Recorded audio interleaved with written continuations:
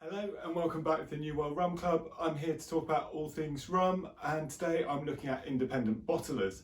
Now there seems to be a growing number of independent bottlers just arriving on a quarterly basis, and at the same time I think that's because rum is becoming a lot more popular. So today I'm going to look at Tamosi or Levy Rum Company, which is an independent bottler who hit the scene in late 2020 with this selection. And I'm going to tell you a little bit about why I liked it and why I'm sharing this content with yourself. So if you have a look, why would you go with a new independent bottler? There is only one reason, and that is great rum, great liquid, and that is what we're seeing from this independent bottler. Other areas to consider are, well, firstly, some excellent reviews. Secondly, it's a nice looking bottle. The third one, 3 of these are limited. And I did have a bit of fear of missing out. All of them have no additives. So from that perspective, for me, there's a bit of a rubber stamp. And all in all, there's a great story behind this, as the person behind all of this is a guy called Benjamin Boothe. So with some new single casks going to be hitting Europe at some point this year, and I'll tell you a bit more about those, let's just look at what is on offer. So here we do have some aged blended rums, and after trying the black top blended rum, I really quite like the idea of trying something else. So that's what we have on this side. One's maturated in port cask, the other one's just a great blend that you can buy on the shelves today. And recently I saw a video of Dawn Davies from the Whisky Exchange pairing this with some great chocolate. So, not just me who's looking into this, some great people in the industry starting to like this stuff as well. But these are single casks. So what's that? Both from DDL in Guyana, and I'll go into them in a bit more detail, but these are something a bit more special. And for that, you get a higher price as well. But let's start looking into each of the bottles. So if I take these away for now, and we start looking into these two. So what do we have here? So it is a blended rum where you have an 8-year-old from Barbados, 6-year-old from Panama, and then some high ether unaged rums from Jamaica. Now I think it's from 3 different distilleries, but that makes up the profile that is in this Tamosi bottle. At the same time, it's a very respectable 45%. For me, I do quite like things just over the 40, so something at this level is right up my street. Then we go on to the port cask. So this didn't hang around long, and mainly because it had some great reviews. And if you want to know where those reviews are, I've put them in the description below.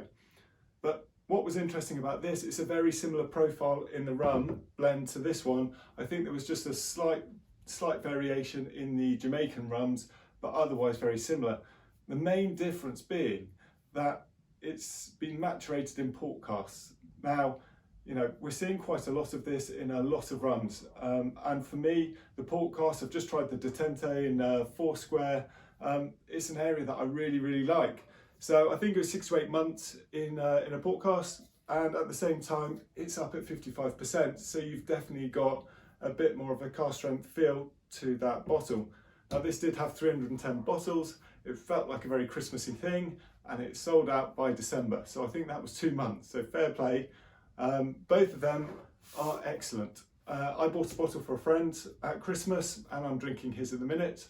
I'm going to carry on. When he finishes, I'm sure these get opened and he starts coming down to mine after lockdown. So that's how we work with bottles with my friends.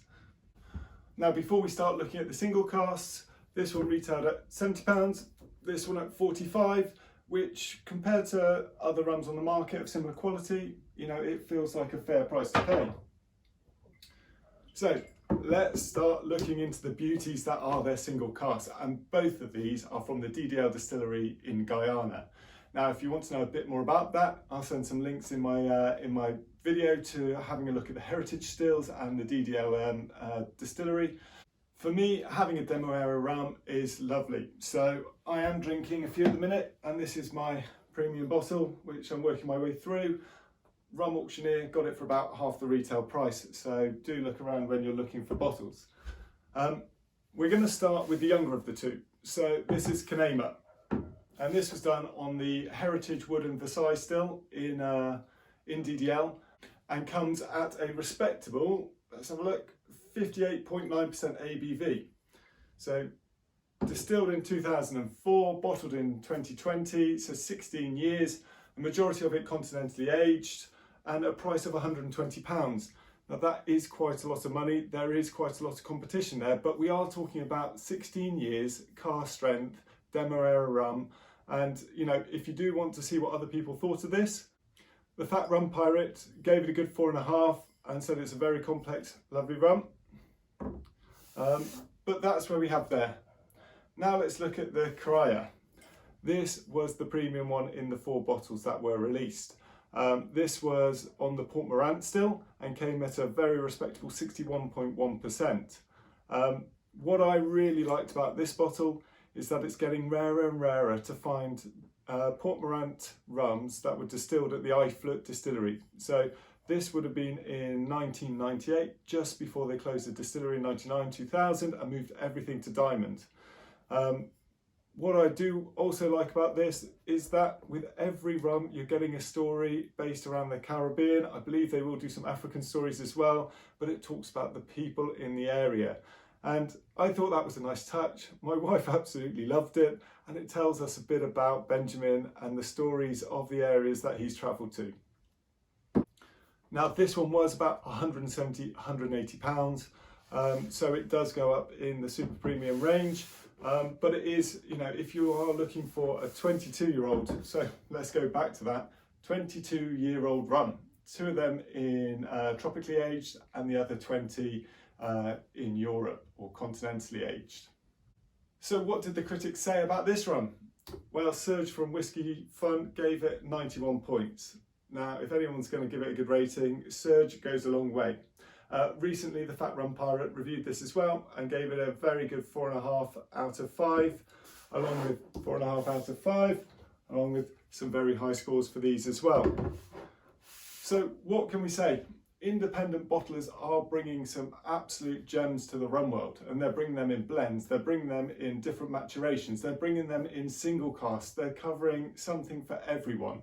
And we do have a price range from around the £40 up to the £180.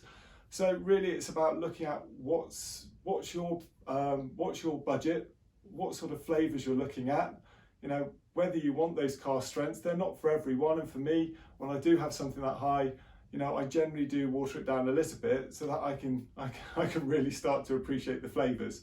Something in the 60s is quite hard to really appreciate. Some love it, but for me, I do like to water it down a little bit. So finally, what next for the Levy Lane Rum Company? Well, Benjamin talked about he likes travelling to the distilleries. Yep. And one of the new single casks that will be coming is from Guadeloupe, the island of Marie-Galante. And there's 2 distilleries in particular that were visited, the barrel selected, and hopefully coming to a shop near all of us in the coming months, quarters, or definitely this year. The 2 distilleries are Bell, and the other one is Pierre Labatt. And if you know anything about Pierre Labatt, they don't generally give out a lot of their barrels. So having some rum from Pierre Labatt is pretty special, but more special is the ability to go over to the distillery and pick it yourself. That for me shows there's so much passion going into these selections, into these rums that are being brought to us. Now, you know, with so many independent bottlers hitting the market, I'd be really interested to see which ones that you have found, you know, to your liking, things that I should be looking into. You know, one of the ones that people are saying to me, and I really do need to explore it, is SBS. You know, they are bringing rums, especially single cask rums, from around the world, but there are so many more. So, you know, what I'm looking for is, what's your favourite independent bottler? You know, do you like the new ones that are coming through? For me, this is one I'm saying you probably should have on your radar to explore, and watch out for what's coming later on in this year, because it sounds very, very exciting. Now, I'm posting many videos about rum, everything rum, for the love of rum. If that's something that you're into, please do feel like subscribing. Do put your comments in the descriptions, because for me, I want to hear from what you guys really like, and then I can feed that back into my learning as well. Anyway, thanks for your time. Look forward to seeing you on the next video. Catch you all soon. Bye.